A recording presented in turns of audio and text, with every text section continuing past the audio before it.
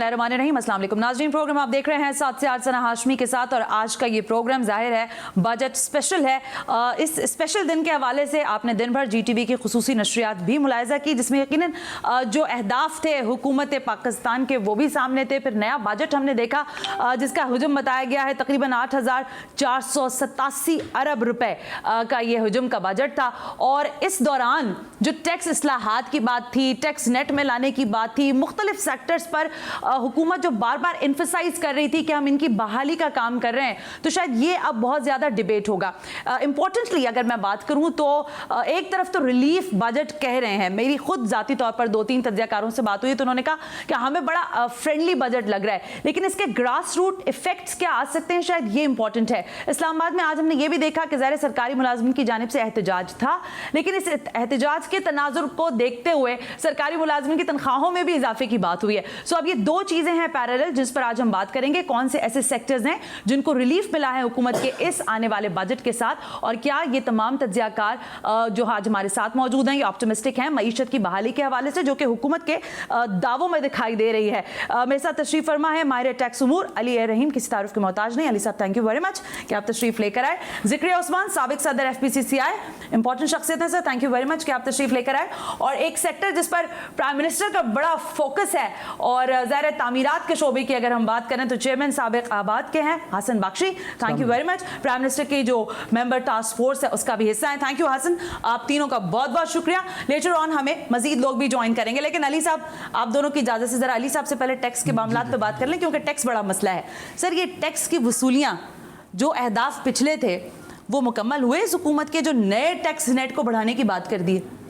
बिस्मिल्लाहिर्रहमानिर्रहीम।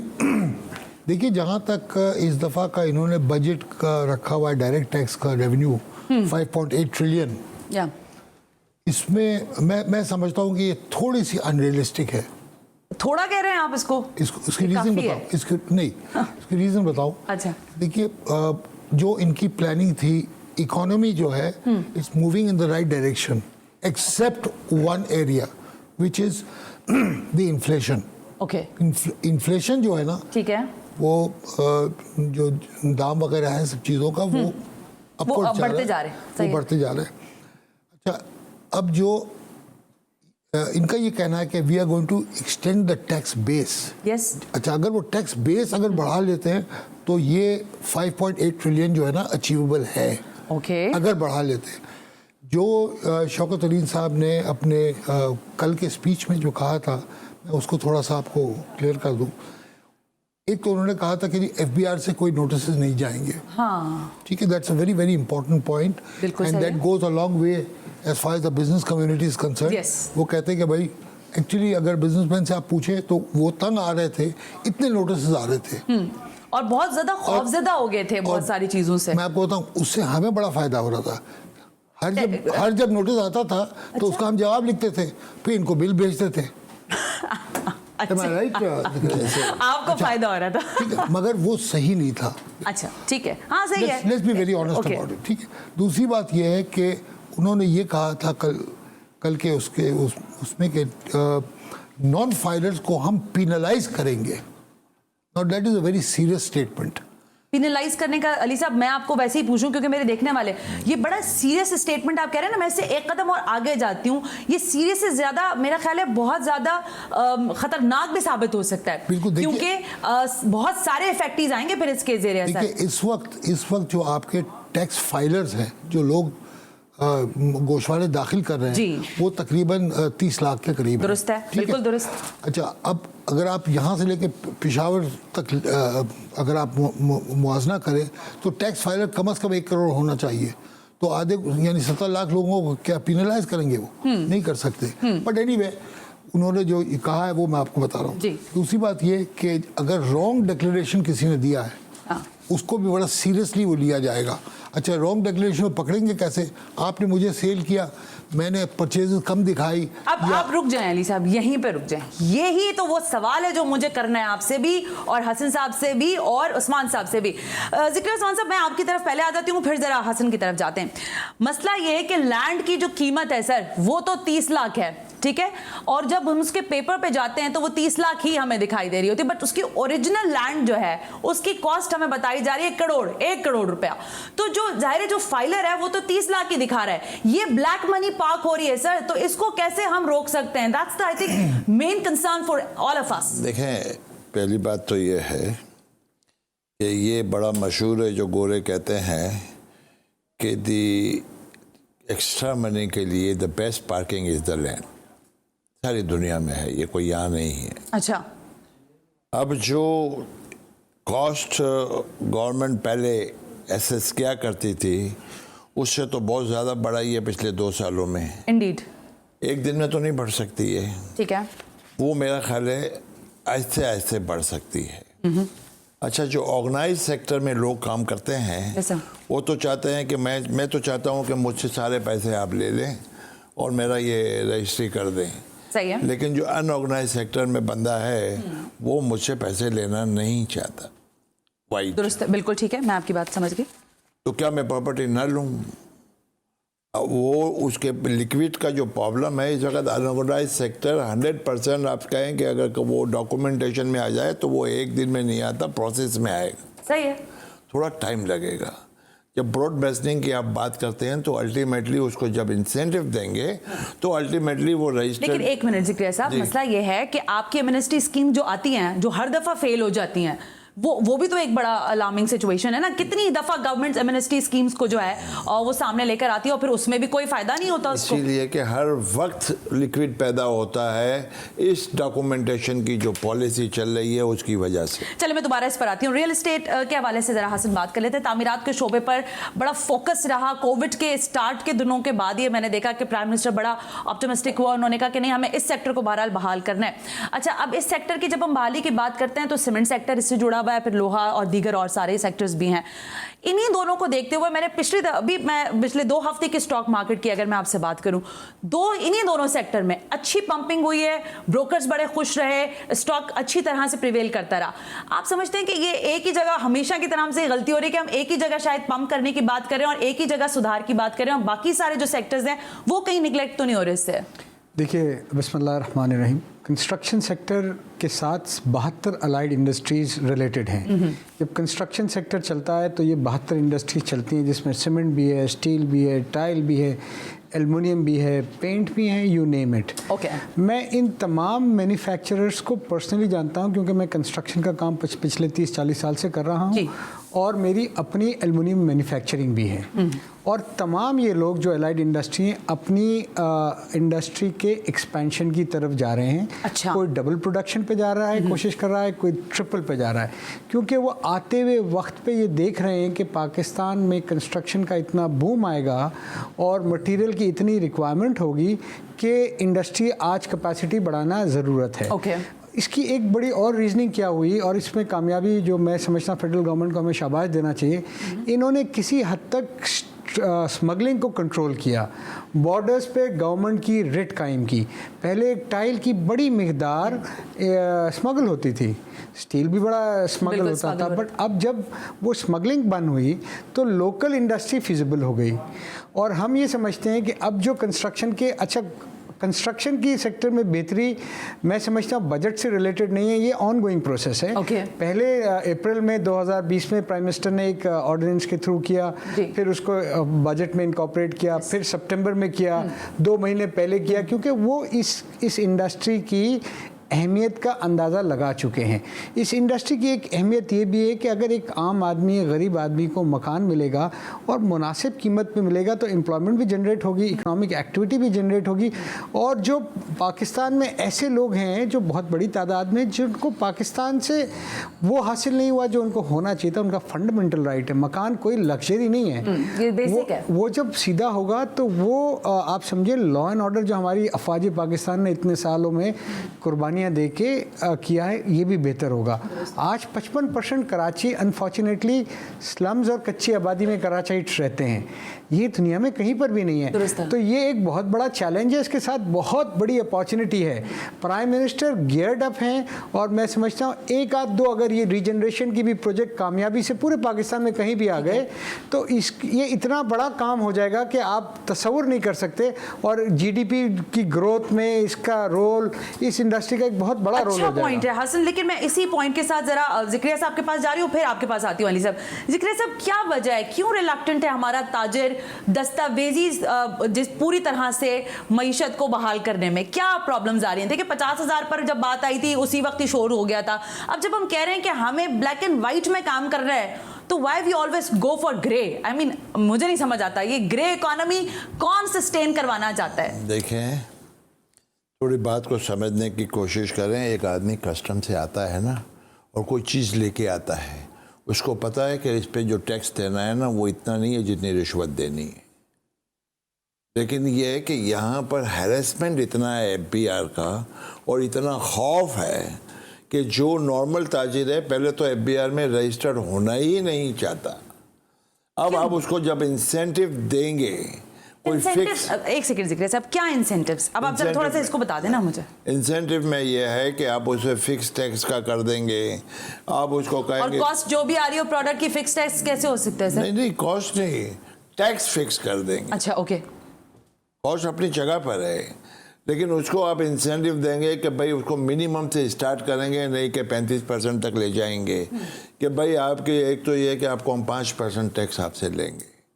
और जैसे सेल्फ लगता है जिक्रिया साहब, सेल्फ असेसमेंट पे जब कुछ नहीं दे रहा तो 5% देगा तो बहुत है ना। अली साहब इस चीज को, क्योंकि देखिए आप टैक्स को बहुत बहुत अच्छी तरह नब्ज पूरी तरह से आप पहचानते हैं। शब्बर जैदी साहब के अल्फाज हैं, मुझे याद हैं, छपे हुए हैं अखबारों में, उन्होंने कहा यहाँ कोई टैक्स देने को तैयार नहीं है। जिससे हम बात करने जाते हैं पीछे 10 लोगों की कॉलें आ जाती हैं, हम पीछे हट जाते हैं। कैसे ताजिर को कैसे एतमाद देंगे टैक्स के लिए? देखिए यहाँ बात यह है कि इस वक्त अभी भी जो अनडॉक्यूमेंटेड इकोनॉमी पाकिस्तान, आप ओवरऑल देखिए, आप ये ना समझिए कि 2-3 साल में पूरी सब चीज़ें सही हो जाएगी, इसको टाइम लगेगा। जैसे जकरिया साहब ने भी कहा, आपको टाइम देना होगा रेट्स बढ़ाने के लिए भी प्रॉपर्टीज़ के। इसी तरह जो आपकी अनडॉक्यूमेंटेड इकोनॉमी है, हाँ, उसको आपको डॉक्यूमेंट करने के लिए या 80% डॉक्यूमेंट करने के लिए आपको कम से कम 8 से 10 साल चाहिए। एक आध साल में ये चीज़ नहीं होगा। अच्छा, अभी जो लॉ में अमेंडमेंट्स आ रहे हैं आहिस्ता आहिस्ता, कुछ तो आ चुके हैं, कुछ अभी इस दफ़ा बजट में भी जब हम बैठ के पढ़ेंगे तो हमें पता लगेगा कि क्या हो रहा है। काफी डिटेल्स हैं। इसलिए कि उसके अंदर वो ऑडिट का उन्होंने रखा हुआ और कंसीलमेंट के थोड़ा बहुत अच्छा सवाल आपके बात से मुझे याद आ गया। मगर होगा ये कि एक बात याद रखिए, जो अभी कंस्ट्रक्शन सेक्टर की बात कर रहे थे हसन साहब, बिल्कुल सही है। देखिए, construction is not only one side. Construction के साथ मिला जुला जो इंडस्ट्रीज है, बिल्कुल सही है। देखिए, आपका पॉपुलेशन 2% पर ईयर बढ़ रहा है। जब तक आप ये इंडस्ट्रियलाइजेशन की तरफ नहीं जाएंगे तो you will not be able to utilize that population. But at the same time, Ali Rahim साहब, I'm sorry I'm cutting you, but हम agriculture land हैं। No, agreed. ठीक है? And at the same time, agriculture की अगर मैं बात करती हूँ, हमारे जितने पार्लियामेंटेरियंस हैं माशाल्लाह, उन सब की अपनी ज़रातें हैं और सब कुछ है, ठीक है? जब उनके टैक्स रिटर्न जमा होते हैं ना तो मैं हैरान हो जाती हूँ। इलेक्शन कमीशन ऑफ पाकिस्तान के अंदर क्या आपको लगता है कि वो जायज़ होते हैं? नहीं, वो सुन लीजिए, अभी हुआ ये। इस पर जिक्र साहब खुश हो गए क्योंकि उनको लगा ये सही सवाल है। हमारी डिमांड है। नहीं, इनके वो तो कहते हैं मेरी तो सबके लिए डिमांड है, सबका टैक्स रिटर्न जमा होना चाहिए। हर आदमी जो पैसे कमाता है उसको टैक्स देना चाहिए। नहीं करते ना, लेकिन अली साहब ये तो ज्यादती होती है ना। नहीं, अब सुन लीजिए, अब हुआ ये था कि 2013 में एक अमेंडमेंट लाया गया लॉ में, हमारे इनकम टैक्स लॉ में। ओके। उसमें ये कहा गया कि अगर कोई बंदा एग्रीकल्चरल इनकम टैक्स दिखाता है और उसके ऊपर प्रोविंशियल एग्रीकल्चरल इनकम टैक्स नहीं दिया हुआ है, ओके, तो वो उसके हाथ में कंसीलमेंट कहलाएगा। अच्छा, ओके। मगर हुआ ये था कि 2013 से लेके अब तक वो प्रॉपर्ली इम्प्लीमेंट नहीं हुआ, इसलिए कि प्रोविंशियल गवर्नमेंट जो है ना, उसको इम्प्लीमेंट नहीं करना चाह रही, इसलिए कि according to the constitution the provincial government has got the jurisdiction on agricultural tax. बिल्कुल ठीक है। अच्छा, मुझे इसी बात के साथ आसिफ अली जरदारी साहब का वो बयान भी याद आ गया। आपने कहा ना 2013 के, तो उन्होंने कहा था कि हम एग्रीकल्चर के हवाले से बाकायदा टैक्स नेट में लाएंगे, सारी चीजों को डिजिटलाइज करेंगे, सारी चीजों को। लेकिन I am really sorry, Pakistan Peoples Party की गवर्नमेंट के साथ कुछ ऐसा नहीं हुआ और चल सो चल वाली अभी तक कहानी है। मेरे पैनलिस्ट मेरे साथ ही मौजूद हैं, एक ब्रेक का कहा जा रहा है, ब्रेक से वापस आते हैं। तो ये आपका बजट है, हमारा बजट है, लेकिन इसमें हम और आप कहां हैं, शायद ये सवाल अब होगा। इस ब्रेक के बाद प्रोग्राम आप देख रहे हैं 7 से 8।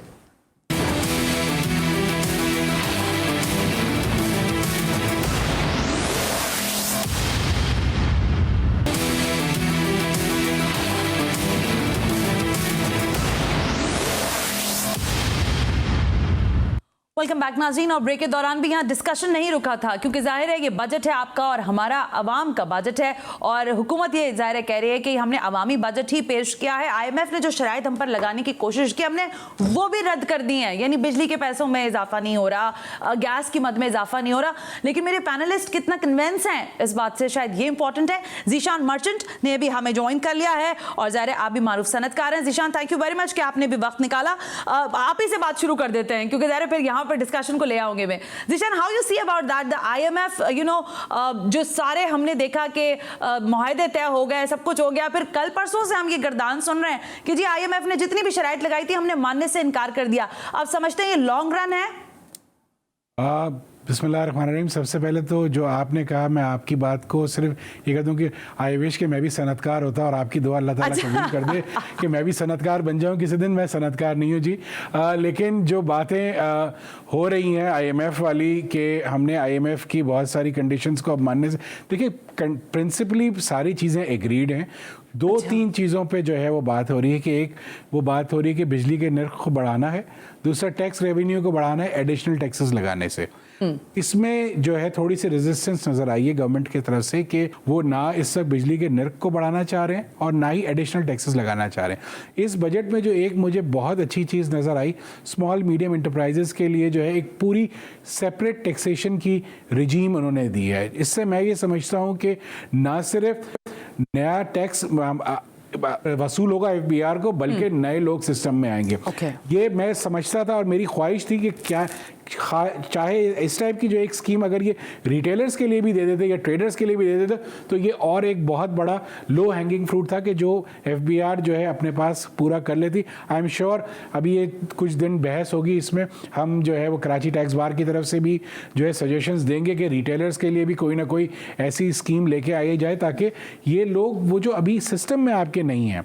मैं 2014 से सुन रहा हूँ कि 30 लाख रिटेलर हैं, आज तक 30 ही लाख हैं। सही बात है। यानी 2014 से लेकर आज 2021 में मेरे ख्याल से एक भी रिटेलर नहीं बढ़ा। लेकिन अलमिया यह है कि वो 30 के 30 लाख जो है सिस्टम को डॉज दे रहे हैं और दिए ही चले जा रहे हैं। इसका मसला ये है कि उनको एक तो डर है कि वो सिस्टम में आएंगे तो उन्हीं से ऑडिट, उन्हीं की पेनल्टी, उन्हीं से सोर्सेज पूछी जाएंगी।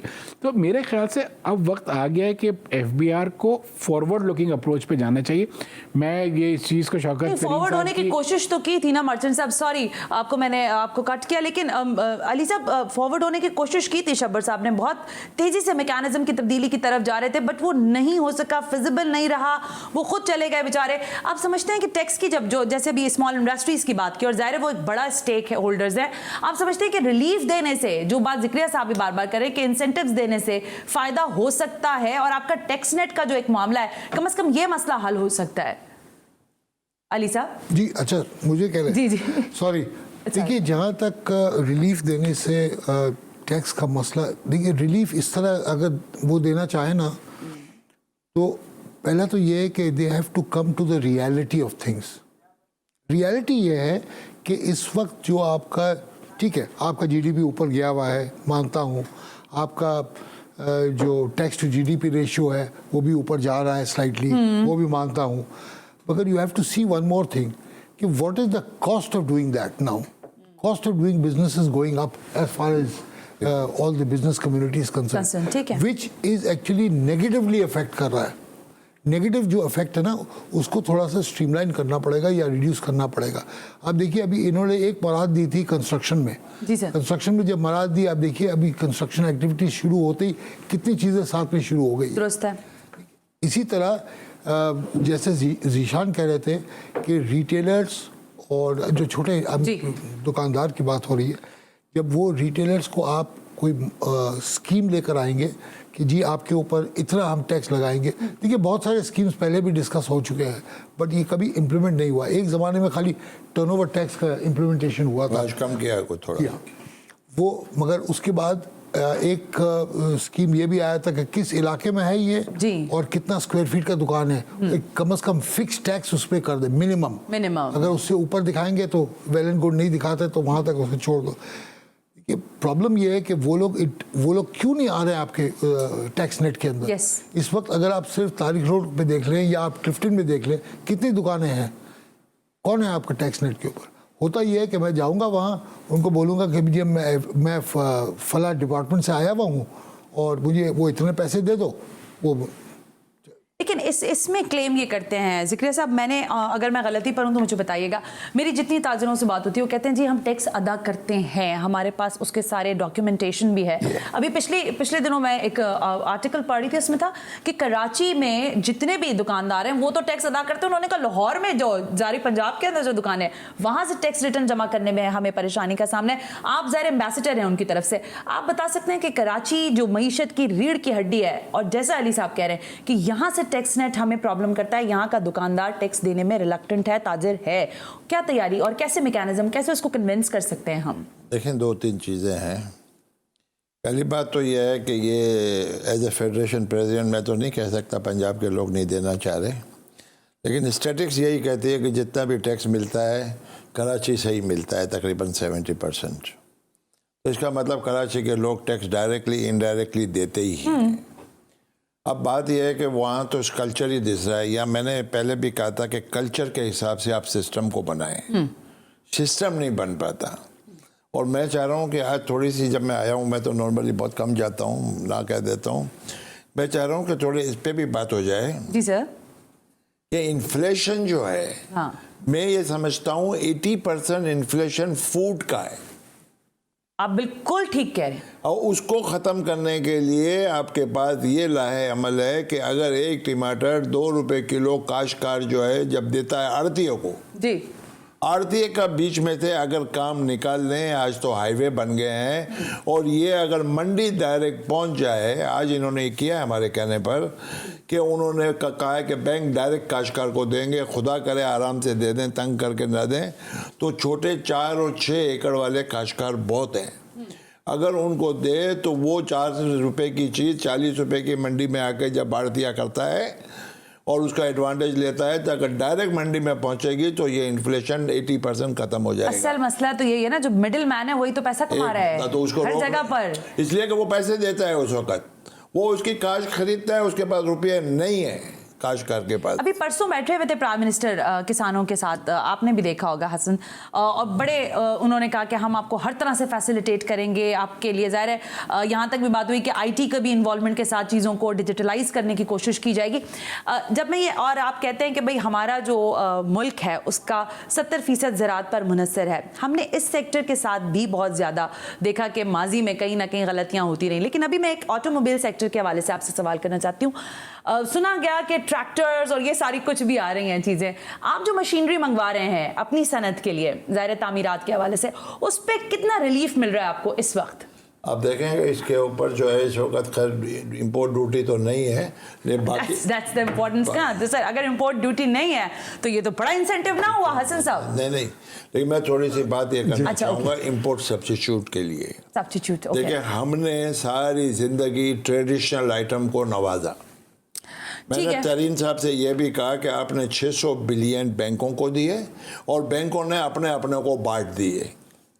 आप एसएमईज तक जब तक ये नहीं आएगा कि बड़ी कंपनी जो है वो एम्प्लॉय नहीं करेगी, नए को देंगे, न्यू कमर को देंगे तो वो एम्प्लॉय भी होगा, नए टैक्सेस भी आएंगे।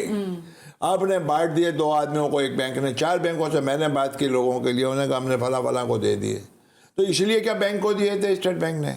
अच्छा, स्टेट बैंक के हवाले से भी ज़ाहिर है, अब स्टेट बैंक भी बहुत ज़्यादा जिसे कहते हैं ना अपनी एंटिटी रखता है, उससे भी हुकूमत पाकिस्तान ने वो डायरेक्ट देना है एसएमईज को।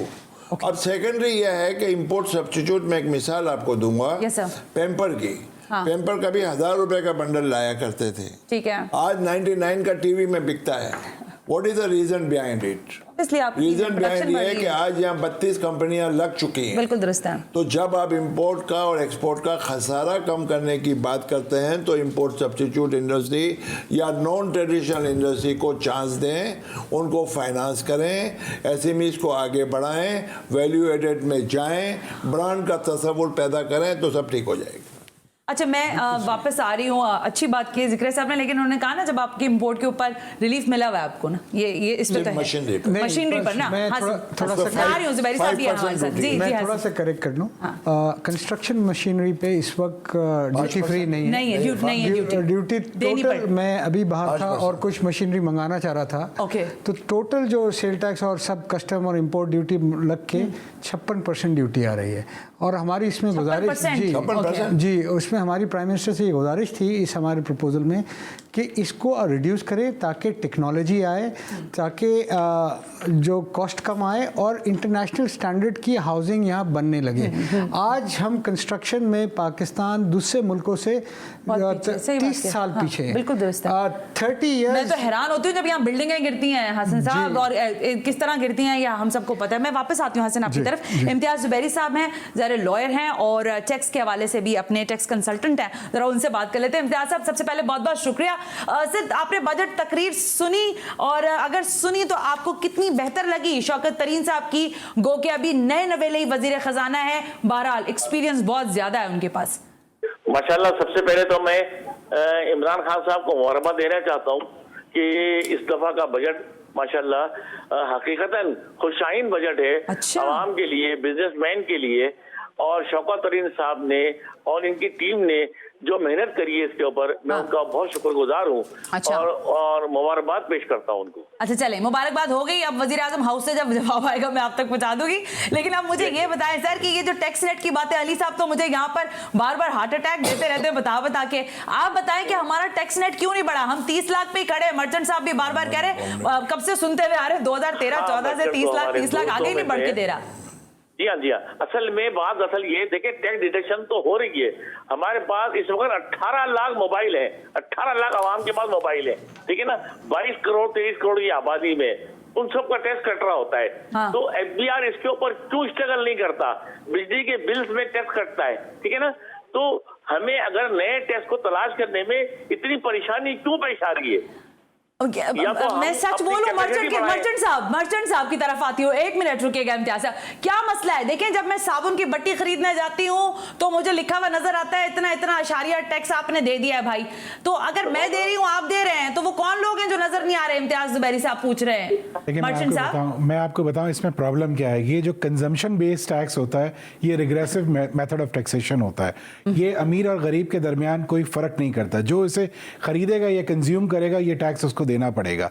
अब हो ये रहा है कि पाकिस्तान अनफॉर्चुनेटली इस वक्त जो है तकरीबन 60 से 62% हमारा इन्हिसार इनडायरेक्ट टैक्सेशन पे है। हाँ। जो बात जुबैरी साहब कह रहे हैं कि 18 करोड़ मोबाइल्स हैं और इसी तरीके से इलेक्ट्रिक और टेलीफोन पे टैक्स कटता है, तो ये तो सारा फोर्स टैक्सेशन इसी वजह से है। इसको इनडायरेक्ट टैक्सेशन मैं कहता हूँ। ये वो इसी वजह से है क्योंकि आपके सिस्टम में फाइलर्स नहीं है। आपके सिस्टम में जितना जो लोग कमा रहे हैं उस तनासब से टैक्स नहीं दिया जा रहा। तो टैक्स पेयर ढूंढना, यकीनन आज फाइनेंस मिनिस्टर ने बड़े अच्छे तरीके से कहा कि जी हम ऑटोमेशन का जो है इस्तेमाल करेंगे कि नए टैक्स पेयर्स को ढूंढा जाए। हाँ। तो इसमें तो कोई यानी रॉकेट साइंस तो है ही नहीं, क्योंकि आपके पास, मैंने हमेशा से ये तजवीज़ दी है और हमारी कराची टैक्स बार के फोरम से भी इस साल हमने ये तजवीज़ दी कि आप लोगों के CNIC जो है आपका एक बेसिक डॉक्यूमेंट है कि जिसके तहत बहुत सारी चीज़ें कनेक्ट होती हैं, चाहे वो परचेज ऑफ प्रॉपर्टी हो, चाहे परचेज ऑफ एयरलाइन टिकट हो, चाहे मोबाइल हो, या कोई भी ऐसी चीज़ हो जहां CNIC होता है। तो FBR को या गवर्नमेंट ऑफ पाकिस्तान को अब करना क्या चाहिए?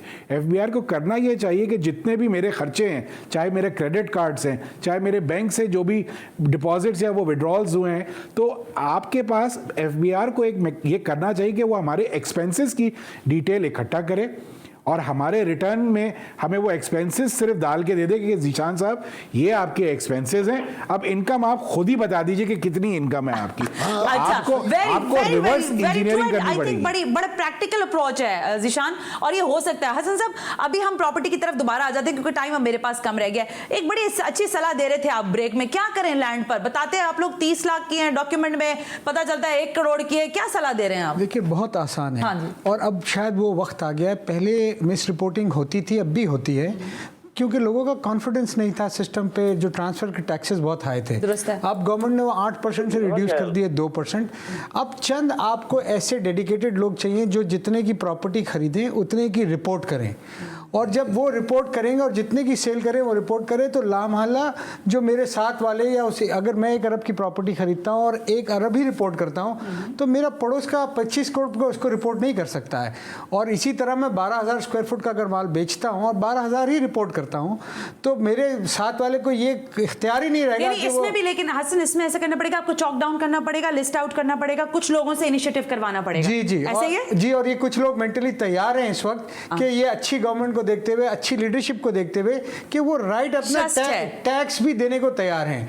देखिए, बिगिनिंग करनी है, फिर लामहल्ला चाहते ना चाहते हुए सबको फॉलो करना पड़ेगा। बिल्कुल दुरुस्त है। अब मैं बिल्कुल, हालांकि बहुत इंपॉर्टेंट बात है, लेकिन अली साहब आपसे सवाल लेते हो, फिर आगे जाते हैं। फॉरेन रेमिटेंसेस के ऊपर बहुत फोकस रहा, और हमने देखा कि रोशन पाकिस्तान, डिजिटल पाकिस्तान के थ्रू काफ़ी ज़्यादा ज़ाहिर है जहाँ पाकिस्तानी मुकीम है, जहाँ जहाँ दुनिया में उन्होंने पैसा भेजा, सस्टेनेबिलिटी आई आपकी इकोनॉमी के अंदर, सारे इशारे बेहतर हो गए, काबीना की काबीना बैठकर प्रेस कॉन्फ्रेंसेस करने लगी। इन्हिसार हमारा फॉरेन रेमिटेंसेस के ऊपर है, लोकल इंडस्ट्रीज तबाही के दहाने पर है, हमारे यहाँ से इंडस्ट्रीज बंद हो गई। मैंने बहुत सारे ताजरों से बात की, हम कैसे इसमें इक्वालिटी कैसे लाएंगे चीजों के? यहाँ मैं थोड़ा सा आपको करेक्ट कर दूं, प्लीज। इंडस्ट्रीज बंद नहीं हो रही। अच्छा, ओके। बीच में थोड़ा सा प्रॉब्लम आए थे इंडस्ट्रीज के साथ because of Covid and this that the other. आज आपके जो एक्सपोर्ट ओरिएंटेड इंडस्ट्रीज हैं, उसमें आपको पता है फुल कैपेसिटी में माशाल्लाह चल रहे हैं। ठीक है। और उनको बल्कि लेबर की शॉर्टेज नजर आ रही है, इसलिए कि 2 साल पहले जो वाटा साहब की बात दोहरा रहे हैं। नहीं, ये फैक्ट है। नौकरियां बहुत है, बंदे करने वाले नहीं है। यू मीन टू से दिस? नौकरियां बहुत नहीं है, नौकरियां जो है ना, जो स्किल्ड लेबर जो है ना, स्किल्ड लेबर, ओके, वो शॉर्ट है, वो शॉर्ट है। ठीक है। फॉर एग्जांपल, अगर मेरा कोई फैक्ट्री है, मैंने 2 साल पहले उसको कम कर दिया था स्टाफ को, अब वो स्टाफ चला गया, दूसरे काम में लग गया।